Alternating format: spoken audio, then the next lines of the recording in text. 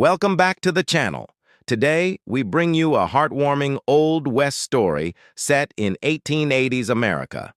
Every Friday, a lonely cowboy rode into town and bought fresh flowers, but no one knew who they were for. For years, the entire town wondered about his secret, until one simple question uncovered a love story so powerful that it moved everyone to tears.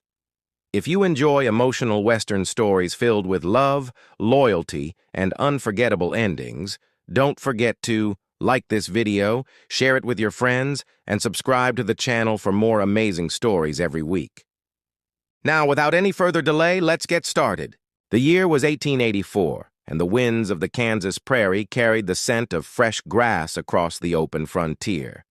Just outside the growing town of Abilene, a weathered cowboy named Elias Turner lived alone in a small wooden cabin surrounded by endless fields and grazing cattle. His ranch was modest, his horse was growing old, and the lines upon his face told stories of long trails, bitter winters, and hard-earned victories. Though respected by every rancher in the county, Elias rarely spoke more than a few words. He had no family nearby, no children running through his yard, and no visitors except the occasional ranch hand delivering supplies. Most people simply called him the Lonely Cowboy. Every Friday morning, no matter the weather, Elias saddled his faithful chestnut horse and began the long ride into town. Whether rain soaked the trails or dust storms swept across the plains, he never missed a single Friday. The townsfolk had grown used to seeing him arrive just before noon, tie his horse outside the general store, purchase a few simple groceries, and then walk slowly toward the little flower shop on Main Street. The flower shop belonged to an elderly widow, Mrs. Eleanor Brooks, who greeted every customer with kindness. She noticed that Elias always chose the same flowers, a bundle of fresh white lilies mixed with wild prairie roses.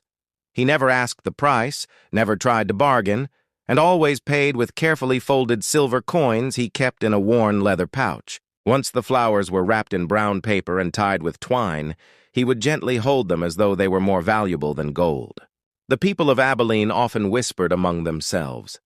Some believed the cowboy had a secret sweetheart living on a distant ranch. Others claimed he visited a hidden family no one knew about. A few even joked that an old cowboy had no business buying flowers every single week. Yet Elias never answered their questions. He simply tipped his hat, offered a quiet, "much obliged," and rode away before anyone could stop him. As the years passed, the mystery only deepened. New families arrived, children grew into adults, and businesses changed hands. But one thing never changed. Every Friday, the lonely cowboy bought flowers. One warm afternoon, after watching him repeat the same quiet ritual for countless weeks, the young assistant working in the flower shop finally gathered enough courage to ask the question everyone in town had wondered for years. "Mr. Turner," she said gently as she handed him the bouquet, "if you don't mind me asking, who are these beautiful flowers for?" Elias looked down at the lilies in his hands.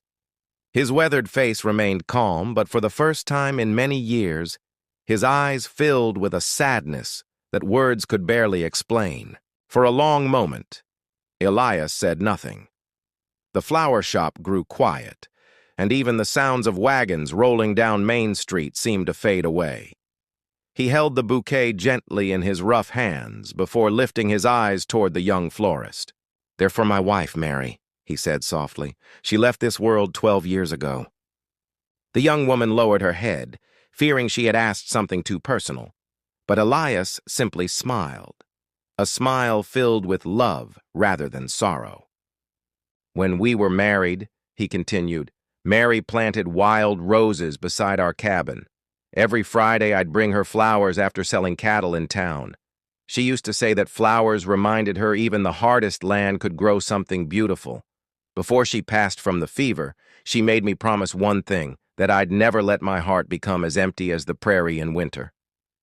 With the bouquet resting across his saddle, Elias invited the florist to ride with him if she wished to know the rest of the story. Curious and deeply moved, she accepted. They followed a narrow trail beyond the ranches until they reached a quiet hill overlooking the endless Kansas grasslands. Beneath a large oak tree stood a simple wooden cross with the name Mary Turner carved by hand. Elias knelt beside the grave and carefully laid the white lilies and prairie roses upon the fresh green grass. "I come here every Friday," he whispered. "I tell her about the calves that were born, the storms that passed, the neighbors I met, and the sunsets she would have loved. A promise isn't meant to end because someone is gone." The young florist felt tears gather in her eyes.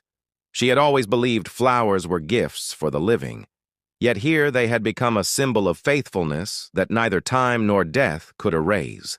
From that day forward, she always prepared the finest bouquet before Elias arrived, making sure the freshest lilies and brightest roses were waiting for him. She never charged him full price again, though he always tried to pay. Years later, when the old cowboy's faithful horse returned to town without its rider, the people of Abilene understood what had happened. The florist carried one final bouquet to the hill beneath the oak tree. She placed it beside the two simple graves that now rested together and whispered, "She isn't waiting alone anymore." From then on, every Friday, someone from the town left fresh flowers there, ensuring the love story of Elias and Mary Turner would never be forgotten.